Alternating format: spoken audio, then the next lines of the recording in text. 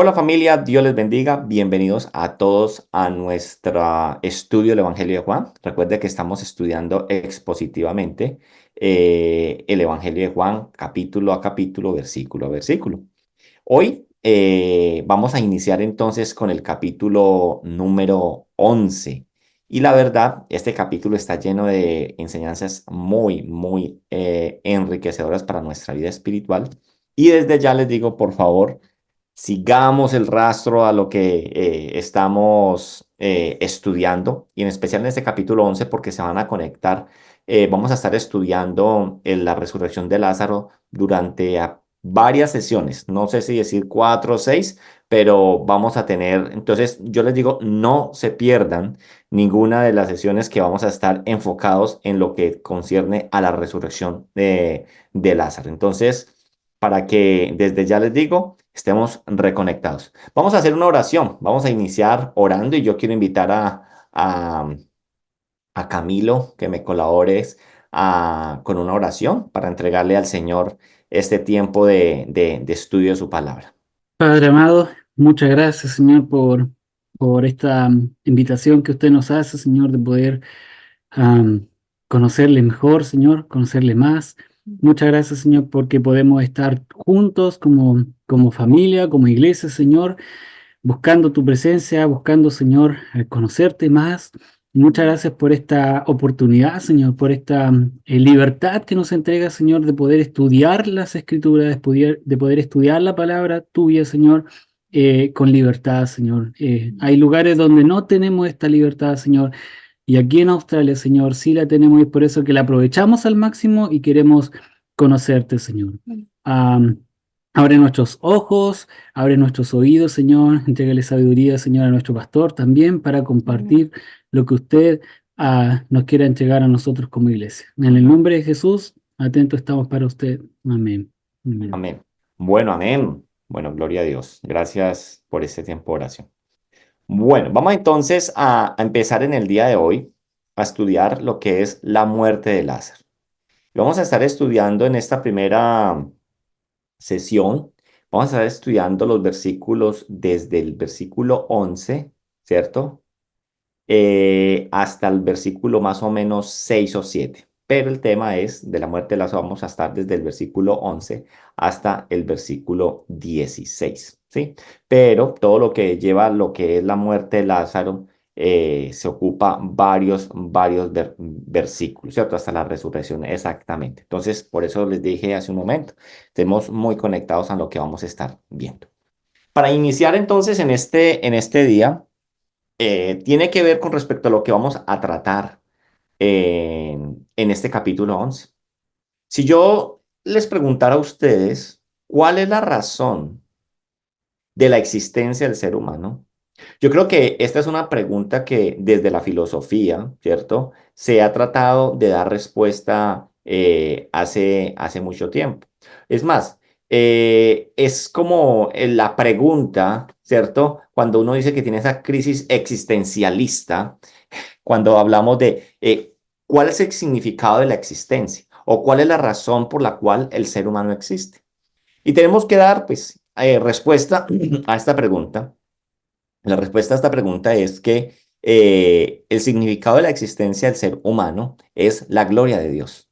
Nosotros tenemos que entender que el objetivo, la meta, el propósito de todo lo que existe es la gloria de Dios. El El creyente que entiende esto, el creyente que acepta esto, haya lo que, como lo dijimos hace un momento, todo hombre en el cual en algún transcurso de su vida anda buscando.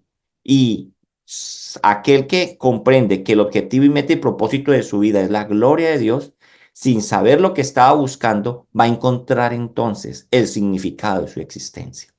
El significado de la existencia, entonces, debemos saber que es vivir para la gloria de Dios. Usted y yo tenemos que vivir para la gloria de Dios. Y vivir para la gloria de Dios es vivir su voluntad. Nosotros estamos llamados a vivir su voluntad. Y solamente podemos vivir de esa manera unidos a la persona de Jesucristo. Por eso hay personas que no le pueden encontrar razón o respuesta a esta existencia del ser humano. Pero esto solamente podemos encontrarle la respuesta completa cuando estamos unidos a la persona del Señor Jesucristo. Aquel que nos ha reconciliado con Dios, con el Padre, y nos ha dado un regalo maravilloso con el cual ustedes y yo contamos, que es el Espíritu Santo de Dios. Porque el Espíritu Santo de Dios, este regalo que Él nos ha dado, ha sido para poder nosotros vivir de esta manera que Él exige que nosotros debemos vivir para la gloria de Él. O sea, el Espíritu Santo nos capacita a nosotros para que como creyentes podamos vivir para la gloria de Dios y podamos entonces vivir plenos. El hombre o el creyente, cuando haya esta verdad y se apropia de ella, haya la vida en sí, la esencia de la vida. La vida consiste entonces en vivir para la gloria, ¿cierto? De Dios. Consiste en vivir para que usted y yo glorifiquemos a otro ser y no a nosotros. Y este ha sido el problema de la humanidad, que y hoy por hoy lo que se quiere vivir es para nosotros glorificarnos, pero nosotros no fuimos diseñados de esa forma. Nosotros fuimos diseñados para glorificar a otro ser. ¿A quién? A Dios y no a nosotros.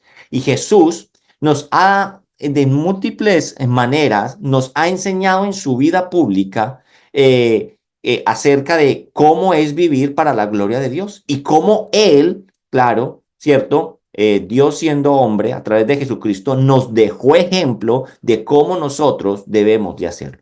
Si usted me acompaña a Mateo, en Mateo 16, váyase a Mateo 16, en Mateo 16, en el versículo 24 y 25, allí estamos nosotros viendo en Mateo 16 acerca de esta pregunta que Jesús le hace a sus discípulos, acerca de ¿quién dice la gente que soy yo? ¿Sí? Pero luego hace una pregunta exacta a sus discípulos y les dice, ahora, ¿quién cree ustedes que soy yo? ¿Cierto? A lo cual Pedro, ¿cierto? Va a contestar y va a decir que él es el Cristo, el Hijo del Dios viviente. Vamos a leer Mateo 16, 24 y 25. Dice, entonces Jesús dijo a sus discípulos, ¿sí? Si alguno quiere venir en pos de mí, niéguese a sí mismo y tome su cruz y sígame, porque todo el que quiere salvar su vida la perderá, y todo el que pierde su vida por causa de mí la hallará.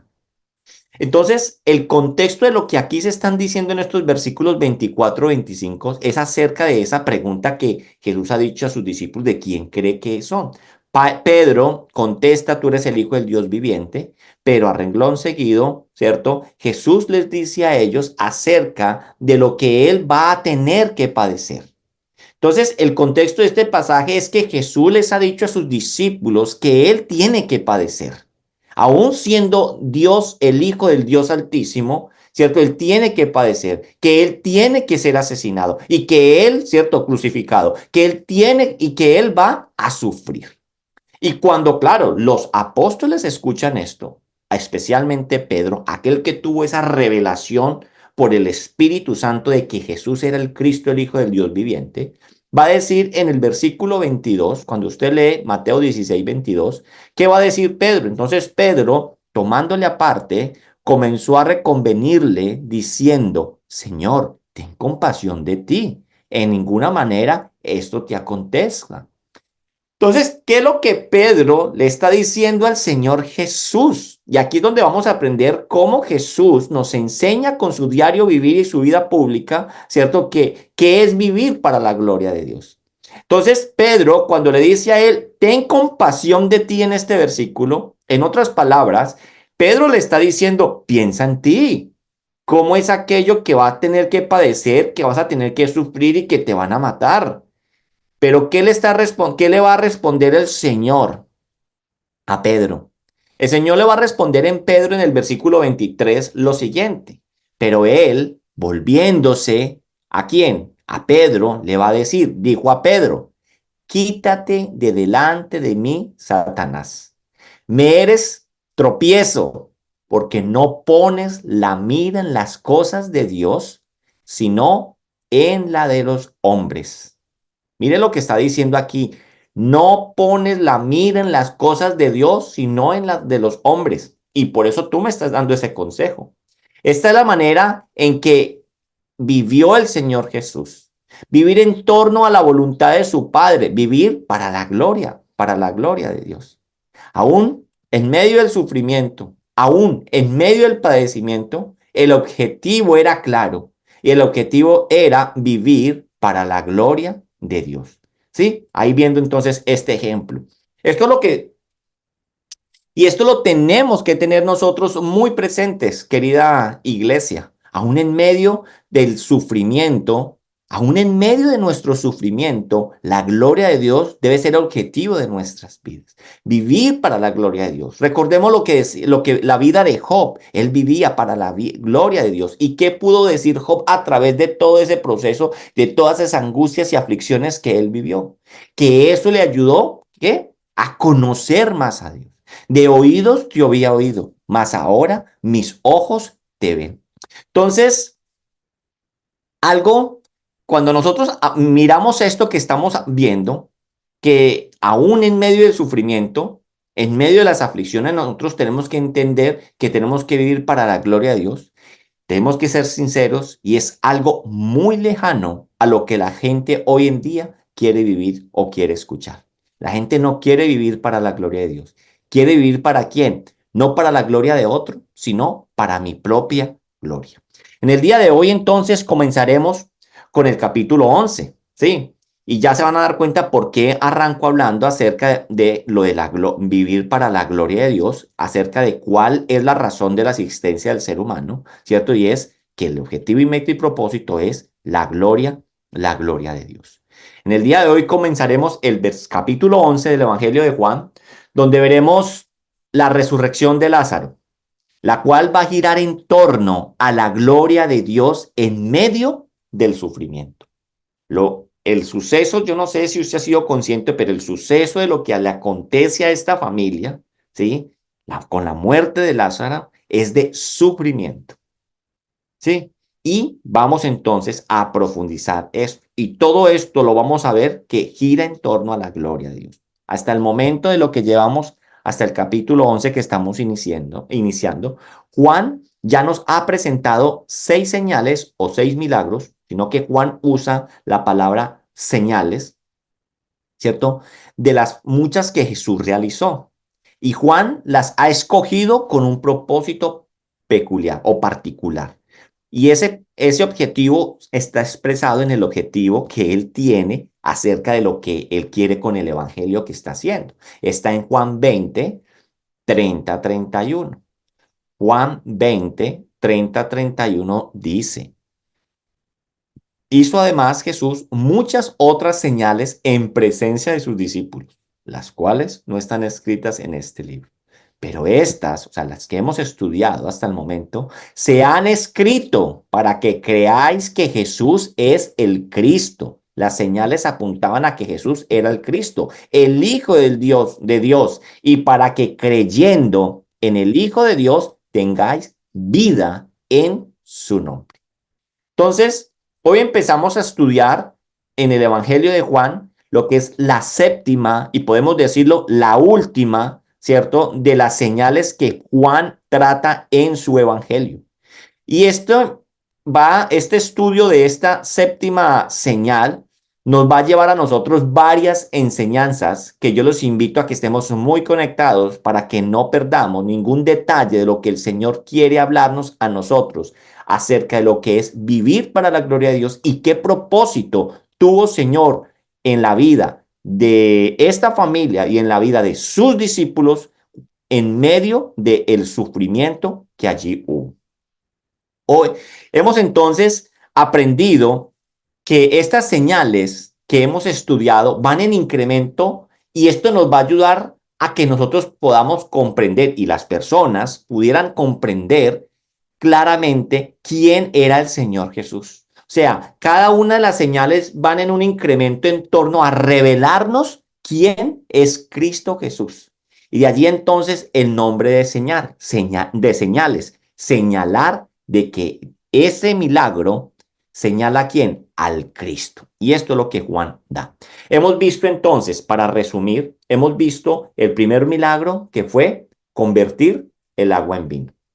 Vimos el segundo milagro acerca de lo que era la sanación del hijo de un noble, ¿sí? Luego vimos otro milagro y era acerca de la sanación de un paralítico en el día de reposo. Luego vimos acerca de la alimentación de los 5,000, ¿sí? Cuando Jesús hablaba del pan de vida. Luego hablábamos acerca de andar, cuando Jesús, perdón, nos muestra Juan que Jesús caminó sobre las aguas.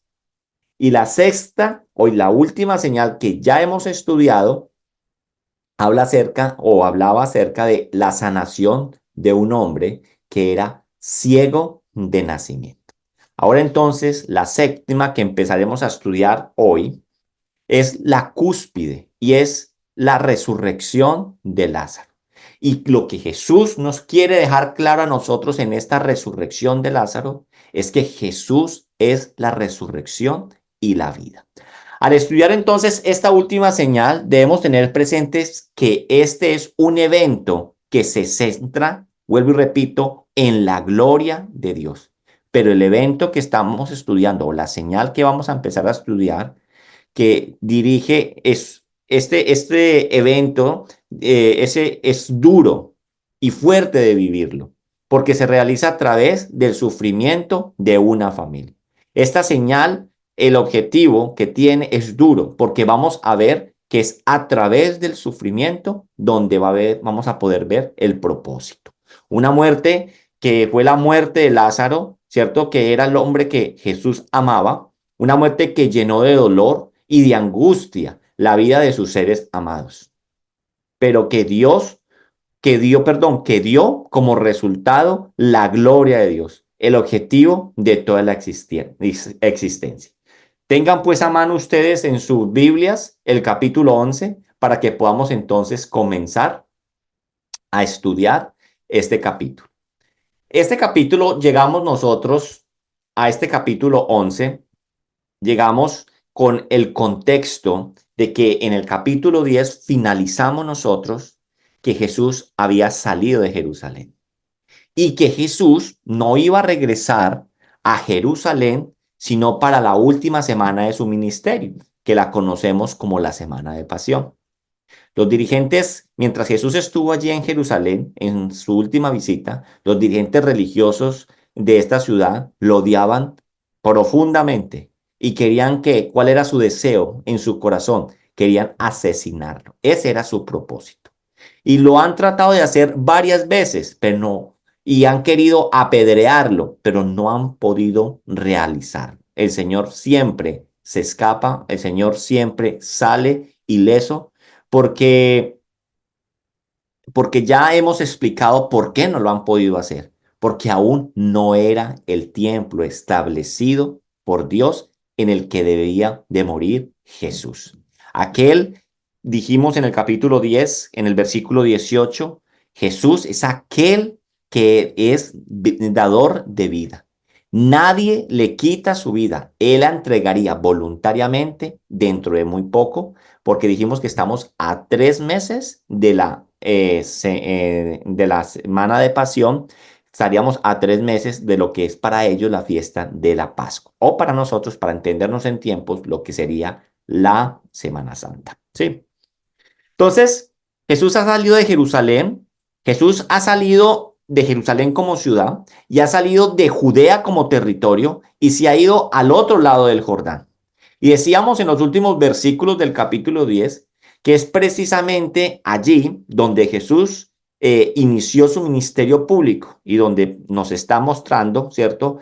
El fin de su ministerio público.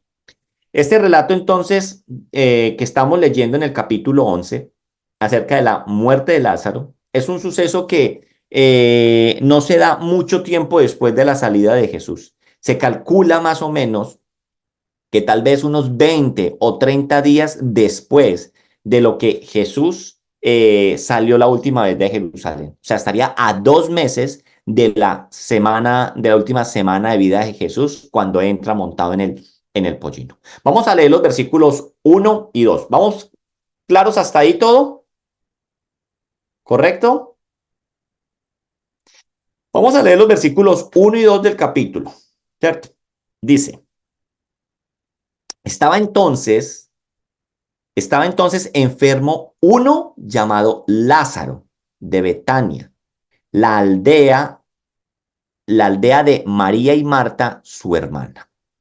María, cuyo hermano Lázaro estaba enfermo, fue la que ungió al Señor con perfume y le enjuagó los pies con sus cabellos. Cuando nosotros leemos entonces estos dos primeros versículos de este capítulo, debemos colocarnos o debemos situarnos, ¿cierto?, en los zapatos de los primeros receptores del Evangelio. Sí, allí como en el primer siglo. Pongámonos en la posición de estas primeras personas que están recibiendo este Evangelio de Juan, del Juan apóstol, este cuarto Evangelio. Sí, para poder entender por qué el versículo 2, Juan hace un énfasis para que usted y yo podamos entender ese versículo 2. Juan, ¿por qué está haciendo ese énfasis? El que está en Reina Valera entre paréntesis, dice, María, cuyo hermano Lázaro estaba enfermo, fue la que ungió al Señor con perfume y le enjuagó los pies con sus cabellos. Entonces, la iglesia de Cristo, o esta primera iglesia después de la muerte de Jesús, conocía quién era Marta y quién era María. Porque los evangelios sinópticos, o sea, Mateo, Marcos y Lucas, ya estaban recorriendo entre esta primera iglesia cristiana. Ya, acuérdese que el evangelio de Juan es el último que se escribe. Y ya el primer evangelio que fue el de Marcos, luego Mateo y Lucas, ¿cierto? Ya circulaban en la sociedad, ya circulaban en aquella época. Entonces, esta primera iglesia, la iglesia de Cristo, conocía bien quién eran Marta y María, ¿cierto? Porque los evangelios sinópticos que ya estaban circulando contaban acerca de estas hermanas que eran muy cercanas al Señor Jesucristo. Veamos nomás lo que dice Mateo 26, 6 y 7, cuando nos relata el siguiente evento. Y este evento también se encuentra en Marcos. Entonces, Mateo y Marcos nos relatan el siguiente evento. Mateo 26, 6 y 7. Dice lo siguiente, ¿estamos ahí? ¿Correcto? Por favor, me hacen una señita. Bien, correcto, gracias. Entonces, dice la palabra de Dios, y estando Jesús en Betania, en la casa de Simón el leproso, vino a él una mujer con un vaso de alabastro de perfume de gran precio y lo derramó sobre la cabeza de él, estando sentado a la mesa.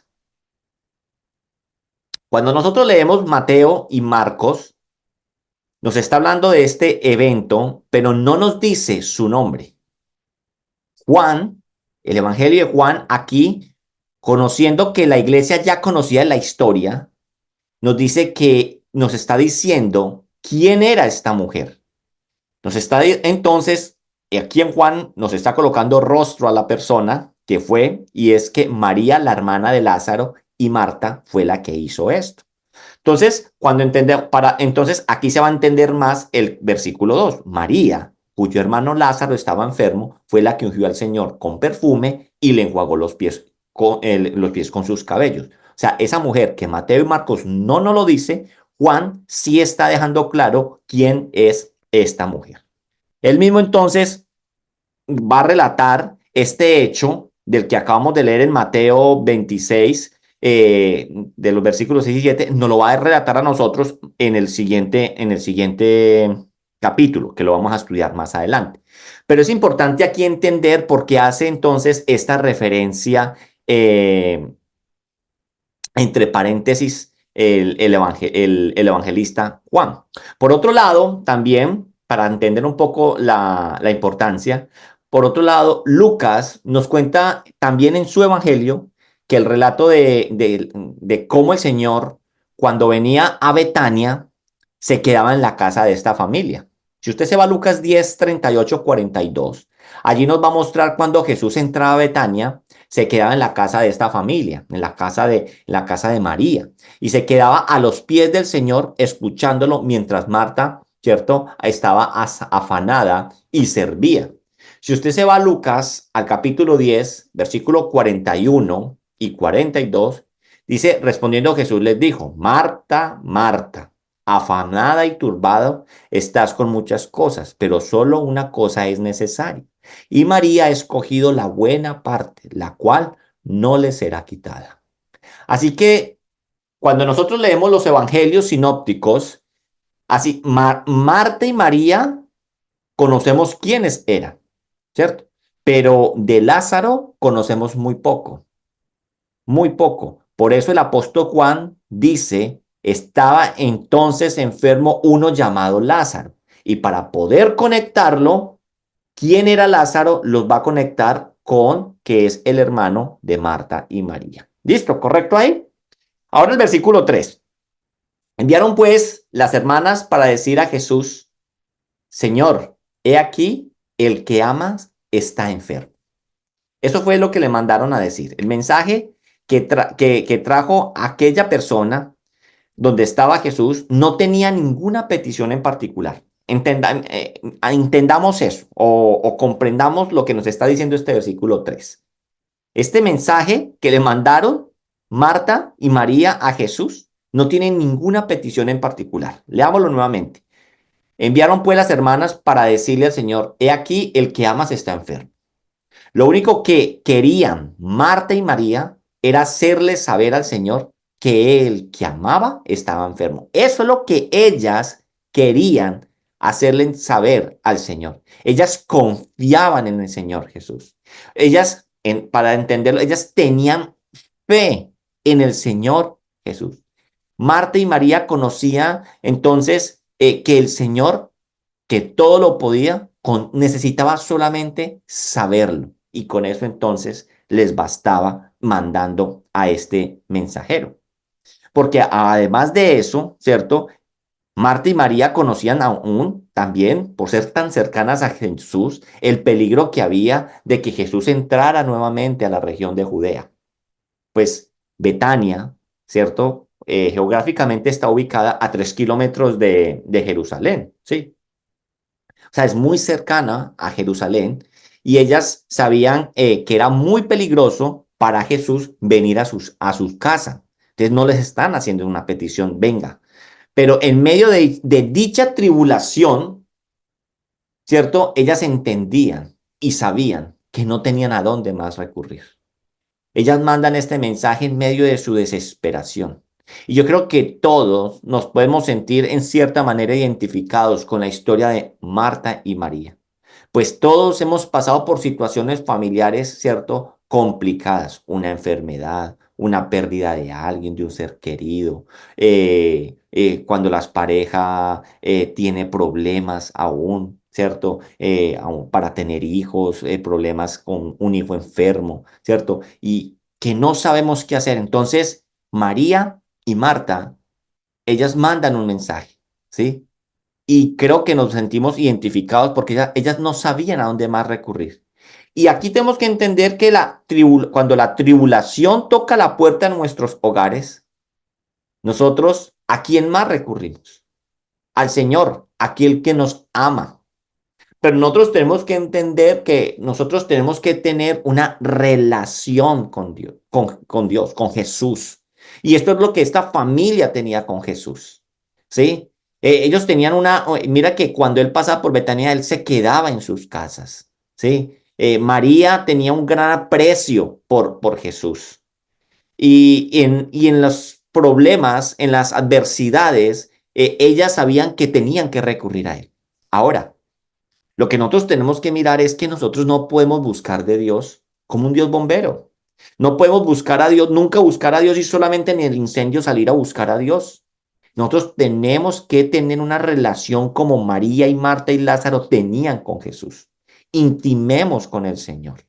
Entonces, cuando la tribulación toca la puerta de nuestros hogares, ¿a quién más recurrimos sino a aquel que nos ama? Pero hay algo que debemos resaltar de la fe de Marta y María en la persona de Jesús. Cuando le informan al Señor, ellas no les dicen qué hacer. Cuando ellas mandan el mensaje, ellas no lo están informando. Dijimos que esto no era era solamente como informativo. Ellas dicen, aquel al que tú amas está enfermo, es lo que ellas dicen. Entonces, cuando analizamos estas palabras o este mensaje, nos da que ellas no le hacen, perdón, no le dicen lo que Jesús debe hacer. Hoy las personas se acercan al Señor no haciéndole una petición, sino casi que dándole órdenes al Señor. Y eso es lo delicado de hoy en día, que no sabemos a quién nosotros nos estamos refiriendo. Y no es que esto sea parte de la ignorancia de la feligresía. Hay iglesias y pastores enseñando tales cosas. Nosotros debemos ir en oración a Dios, no imponiéndole lo que se debe hacer, no obligándolo, no declarándolo, no diciéndole es que tú lo vas a hacer, no aceptamos un no como respuesta, sino presentándonos ante Él como lo que Él es. Usted y yo tenemos que entender que Él es un rey y cuando alguien se presenta delante de un rey, no impone. Nosotros nos acercamos ante nuestro rey porque tenemos acceso a él. Y eso es lo más maravilloso, que él, por Cristo Jesús, nosotros nos podemos acercar a él. Podemos clamar su misericordia y confiando y podemos confiar en él, que él obrará conforme a su voluntad. Estas hermanas entonces mandaron a decir, Señor, he aquí el que ama está enfermo, porque ellas entendían, ¿cierto? Que él era un amigo, un cercano de la casa, de la familia, pero ellos entendían que él era el Señor, el Rey del universo. Vámonos al versículo 4, Juan 11:4. Oyendo Jesús, dijo, esta enfermedad no es para muerte, sino para la gloria de Dios. Ojo que aquí ya aparece lo que es, sino para la gloria de Dios, para que el Hijo de Dios sea glorificado por ella. Y lo que vamos a ver aquí es la gloria de Dios en medio de las tribulaciones de los suyos. Eso es lo que tenemos que entender. En medio de las tribulaciones, ¿cierto? Tenemos que encontrar la gloria de Dios para cada uno de nosotros. Y acá es donde recordamos un versículo muy citado por la cristiandad, Romanos 8:28. ¿Y qué dice Romanos 8:28? Yo creo que si les digo, abra el micrófono todos y digámoslo sin buscarlo, lo vamos a decir. Y dice, y sabemos que los que aman a Dios, todas las cosas le ayudan a bien. Y hasta ahí se lo saben, ¿cierto? Esto es a los que conforme a su propósito son llamados. Entonces, la gloria de Dios en medio de la tribulación de los suyos tenemos que entenderla. Este es el verdadero significado de este texto de Romanos. Cuando nosotros entendemos, cuando nosotros comprendemos a profundidad Romanos 8:28, tenemos que entender esto. No que todo nos va a salir bien y que nada nos va a pasar, que los cristianos no se enferman, que los cristianos no tienen angustia, que los cristianos no tienen problemas financieros, que los cristianos no mueren. No, este versículo no nos está diciendo que todo nos va a salir bien, sino que todo lo que vivamos en la vida tiene el propósito de hacernos más como Cristo. Eso es lo que a nosotros nos está diciendo cuando leemos completamente Romanos. Esto se complementa un poco con Filipenses, ¿cierto? Entonces, todas las cosas nos van a ayudar a bien, porque todas las situaciones a nosotros nos van a pulir y van a cumplir el propósito de hacernos cada día más como Cristo Jesús. Versículo 4, vuelvo y leo algo. Oyendo Jesús dijo, esta enfermedad no es para muerte. Los discípulos, que hoy no lo vamos a estudiar, lo vamos a estudiar la próxima vez, los discípulos a escuchar este versículo, o perdón, a escuchar lo que Jesús está diciendo aquí, Ellos asumieron que, o pudieron haber pensado que lo que Lázaro tenía no era muy grave. Pues Jesús está diciendo, esta enfermedad no es para muerte. ¿Sí? Vámonos al versículo 5. Y dice el versículo 5, y amaba Jesús a Marta y a su hermana y a Lázaro. Y uno dice, Juan, ¿por qué enfatiza otra vez esto? Ya el mensaje yo creo que nos había quedado claro cuando estas mujeres le mandan a Jesús, he aquí, el que amas está enfermo, pero Juan vuelve y repite y dice en el versículo 5, y amaba a Jesús. O sea, quiere decir, quiero dejar claro, amaba a Jesús, a Marta, a su hermana y a Lázaro. Entonces, ¿por qué el apóstol está enfatizando esto? El apóstol entonces nos va a enfatizar esto a pesar de que tengamos claro que el mensaje era que aquí que el que ama está enfermo, pero el apóstol enfatiza esto porque les dice esto a estos primeros cristianos y nos dice a nosotros hoy en día es porque lo que va a hacer el Señor Jesucristo nos puede desconcertar cuando leemos el siguiente versículo. Porque seamos sinceros, si el mensaje que llega y le dice, aquel que tú amas está enfermo, nosotros pensaríamos que el Señor al recibir la noticia haría dos cosas, ¿sí? Primera, que nosotros pensamos que podría hacer Jesús y que tiene toda la autoridad, es que lo sanaría desde allí donde estaba, como ya lo vimos nosotros en el mismo ejemplo cuando el Evangelio, en el capítulo 4 de Juan, veíamos aquel que le dijo, solamente da la orden y mi hijo será sanado. ¿Sí? Entonces nosotros dijimos, Jesús pudo haber hecho eso con Lázaro. Entonces uno esperaría eso. O esperaríamos que al saber que aquel que él ama se encuentra enfermo, salga de inmediato para Betania, donde su amigo amado, pues a sanarlo. Pero cuando leemos el siguiente versículo, ¿qué nos encontramos? Versículo 6. Cuando oyó pues que estaba enfermo, ¿qué hizo Jesús? ¿Qué dice ahí el versículo? Se quedó 2 días más en el lugar donde estaba. Y uno decía, no, pues tanto amor. Por eso Juan está entonces enfatizando, quede claro que Jesús amaba a Marta, a María y a Lázaro. Pero recuerde lo que el Señor está diciendo, que esta enfermedad no es para muerte, sino para la gloria de Dios. Y eso es lo que vamos a estar estudiando, estamos estudiando. Entonces, después de leer este versículo 6, que se quedó 2 días más, uno se diría, ¿por qué actuó el Señor así? Si Marta y María confiaban en Él. Porque ya dijimos que el problema no van a ser los discípulos, porque los discípulos no sabían que, pues, los discípulos no van a preguntarse por qué Jesús no se va de inmediato donde porque Él dijo esta enfermedad no es para muerte. Ellos entendieron, Lázaro no está grave, ¿sí? Entonces, tenemos que entender nosotros, querida iglesia, aquí aprendemos algo que nuestro Señor nos quiere decir. Jesús, con los versículos que hemos leído hasta aquí, él no actuó, él no actuó ni actúa por imposiciones humanas. El actuar de nuestro Dios, escuchen, el actuar de nuestro Dios es un actuar basado en su gloria, en su gloria.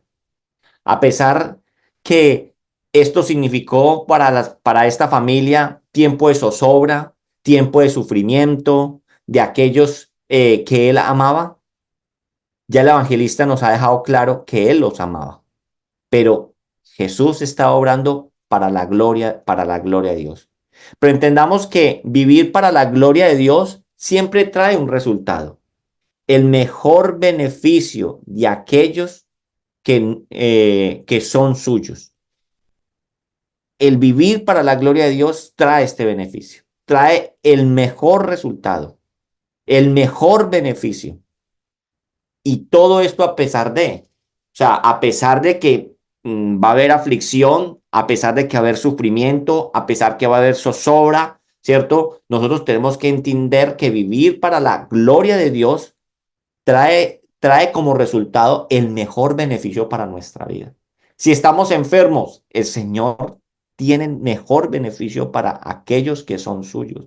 Nosotros estamos en las manos de Dios. Dios no está improvisando en nuestras vidas. No nos le hemos caído de sus manos a Él. Él no se ha quedado dormido. Él tiene un plan, Él tiene un propósito y su propósito es obrar para la gloria de Él mismo.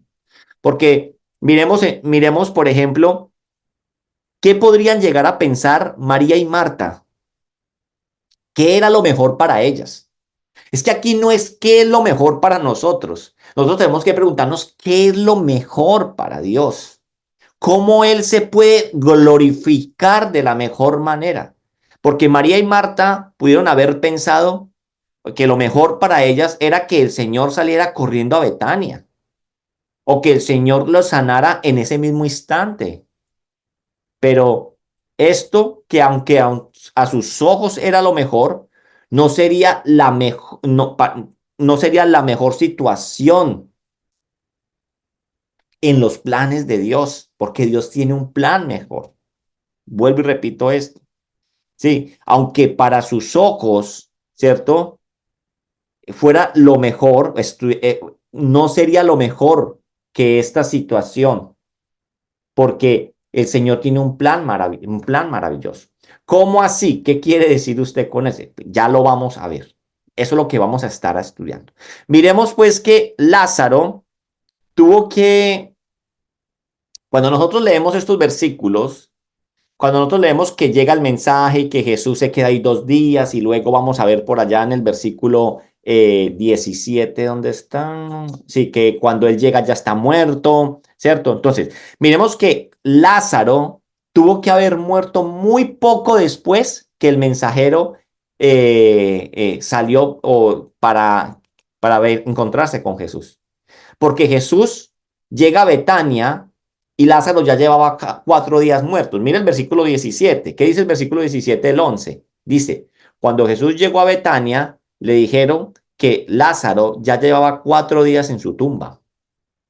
Entonces, ¿por qué yo digo que una vez sale el mensajero, Lázaro tuvo que haber muerto muy, muy pronto? Y más adelante el Señor les va a decir a sus discípulos, Lázaro está muerto, ¿sí?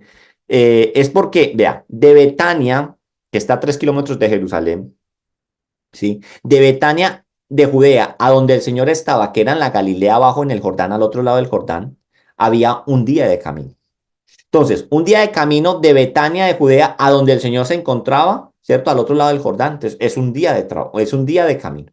El Evangelio nos dice que Él se queda 2 días donde Él estaba. Y luego de eso emprende el camino ¿a dónde? A Betania. Y cuando llega a Betania, ¿qué nos dijo el versículo? Que Él llevaba muerto ¿cuánto? 4 días. O sea, casi que lo que nos está diciendo a nosotros el versículo es que apenas sale el mensajero, prácticamente Lázaro ya estaba muerto, se murió. O sea, cuando a Jesús le dan ese mensaje, Lázaro ya estaba muy posiblemente muerto. Entonces, si contamos esto, un día de camino del mensajero, 2 días el Señor allá y un día de camino del Señor, así nos dan entonces a nosotros los 4 días que cuando Jesús dice que lleva 4 días muerto. Así que esos 2 días que el Señor se queda allí donde estaba son 2 días que van a ser días de sufrimiento y dolor de la familia de Lázaro. ¿Dónde está el Señor? ¿Sí? Ellas pudieron haber esperado un día más, que era lo lógico que se demorara que Jesús llegara. Pero pasan 2 días y el Señor no ha llegado. O sea que son 2 días de sufrimiento y dolor de la familia de Lázaro. Familia, el interés del Señor es fortalecer lo que somos en torno a Él. Y esto es lo que Jesús está haciendo aquí y nos lo ha dicho desde el versículo 4. Debemos entender esto para que cuando estemos nosotros en medio de la tribulación, entendamos que aún allí hay un propósito. Y el propósito del Señor es fortalecer lo que somos nosotros en torno a Él. Cuando nosotros entendamos este propósito, podemos tener una perspectiva distinta de lo que estamos viviendo. Mire Santiago 1, 2 y 3 es también muy conocido. Hermanos míos, tened por sumo gozo cuando os halléis en diversas pruebas, sabiendo que la prueba de vuestra fe produce paciencia. Y uno le puede decir a Santiago, Santiago, pero ¿cómo se te ocurre que voy a tener gozo cuando me hallen diversas pruebas? Pues debe de haber gozo en nosotros porque la prueba en nosotros va a producir paciencia. La prueba en nosotros nos va a fortalecer, ¿cierto? Lo que somos nosotros en el Señor. Y al entender este propósito, que en medio de la prueba el Señor está formando nuestra vida, que Él está con nosotros, que no nos le hemos caído de sus manos, que Él no está improvisando en nosotros, entonces en nosotros va a haber una perspectiva diferente en medio de la tribulación y en medio de la prueba. ¿Qué pensaría entonces Marta y María? Muy posiblemente en esos 2 días de angustia, en esos 2 días de sufrimiento, ¿por qué el Señor no vino? ¿Por qué el Señor se muestra indiferente? ¿Por qué el Señor no actuó, no dio la orden? Y digámonos la verdad, esos pensamientos que pudo haber tenido María, esos son nuestros mismos pensamientos cuando la tribulación llega a nuestra vida. Y pareciera que Dios es indiferente, pero el Señor no es indiferente. Él está obrando su plan, su propósito en nuestras vidas. ¿Y por qué decimos que en sí o de una forma u otra vemos que esto fue lo que pensaron María? Porque el Señor no vino, porque el Señor no muestra, María y Marta, porque no muestra, porque muestra indiferencia, porque el Señor no actuó. Váyase al versículo 32. Porque de una u otra forma, cuando leemos el versículo 32, nos va a mostrar que en sí eso fue lo que pensaron. Porque dice el versículo 32, María, cuando llegó a donde estaba Jesús, porque van y dicen, vea, Jesús vino, María sale. Y cuando llega donde está Jesús, dice que al verle, se postró a sus pies, diciéndole, Señor, si hubieras estado aquí, no habría muerto mi hermano. ¿Sí? O sea que sí había ese sentimiento en ellas. El Señor se quedó dormido, el Señor tanto que decía que nos amaba y no, vea que no. Mire que el Señor no vino, mire que indiferente, el Señor no actuó. Familia, nunca debemos olvidar que Dios tiene un propósito con lo que vivimos y que ese propósito al final redundará en su gloria y su gloria en nuestro gozo. Y su gloria es nuestro gozo. Así que sin duda y lógicamente esta situación estaba haciendo algo en Marta y en María en torno a la persona del Señor Jesucristo.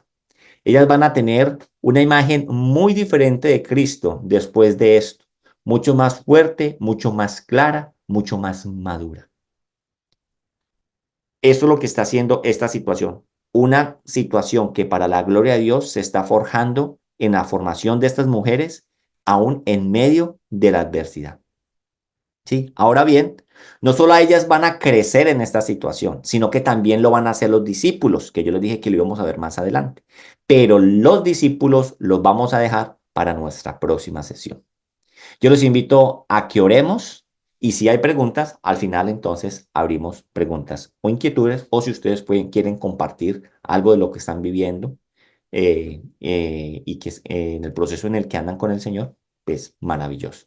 Vamos a orar. Señor Dios, yo te doy gracias por tu palabra, yo te doy gracias por lo que tú hoy nos enseñas a través de estos primeros versículos, Señor, de lo que es la muerte de Lázaro, Señor.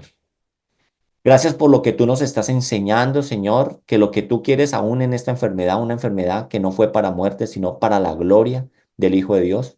Señor, tú estás obrando en medio de la adversidad, de la angustia, Señor, tu propósito maravilloso. Llévanos a entender, Señor, que tú, Señor, tú tienes un propósito en todo lo que nosotros vivimos, Señor. Y que ese propósito, al final, Señor, va a ser nuestro gozo, va a ser nuestra alegría. Ayúdanos a entender, Señor, lo que dice en tu palabra, Señor, cuando nosotros leemos en Romanos 8:28, Señor, que los que aman a Dios, todas las cosas le ayudan a bien.